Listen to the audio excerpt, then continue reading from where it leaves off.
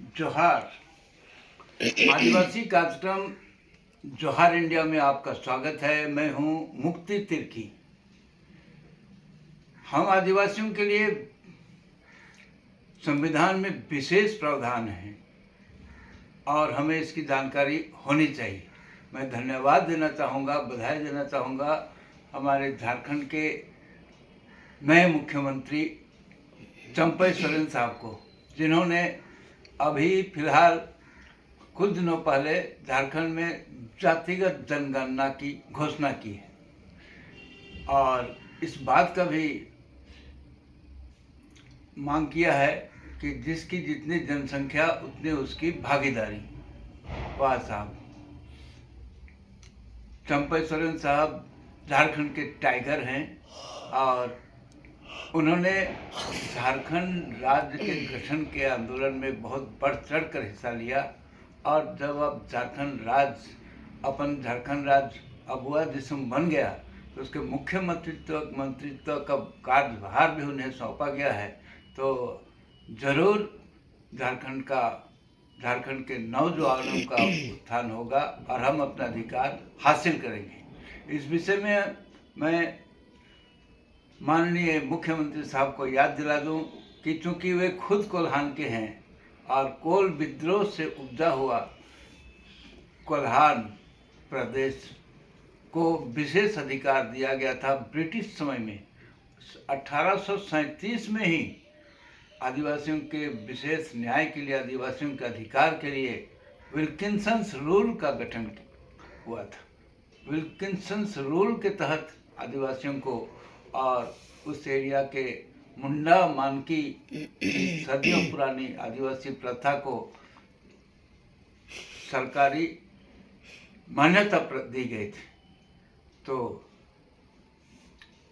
माननीय मुख्यमंत्री साहब विल्किंसंस रूल को लागू कराएंगे और SC/ST prevention of atrocities act के तहत जो आदिवासियों को विशेष अधिकार है इस कानून को लागू कराएंगे।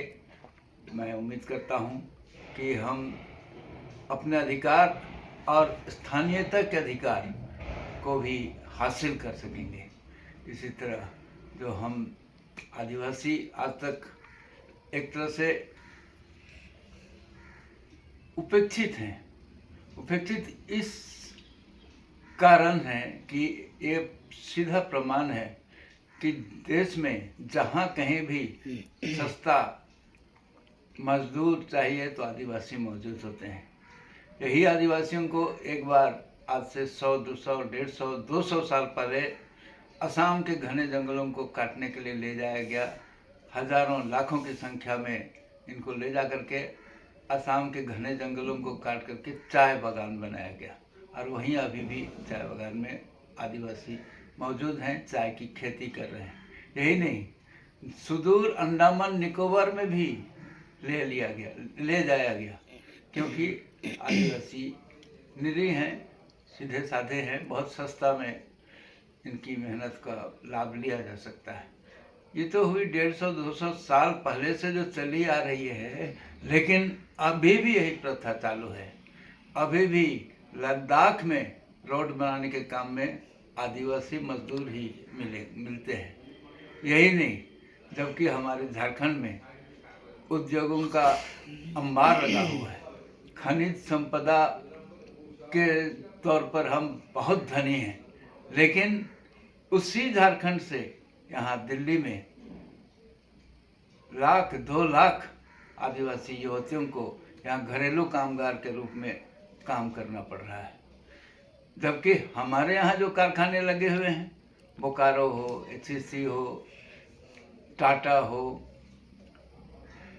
राउरकेला हो, उस एरिया में तो वहाँ पर बाहर के लोग जाकर नौकरी कर रहे हैं और वहाँ के जो बासिंदा हैं वो मामूली श्रमिक के रूप में, घरेलू कामगार के रूप में बाहर जाने के लिए मजबूर हैं। ऐसी मजबूरी कब तक बनी रहेगी? इसके लिए हम हमारे माननीय मुख्यमंत्री चंपई सोरेन साहब से निवेदन करेंगे कि इस पर गौर करें और हम झारखंडियों को न्याय दिलवाएं, अधिकार दिलवाएं। हम जरूर कामयाब होंगे। जय आदिवासी, जय हिंद।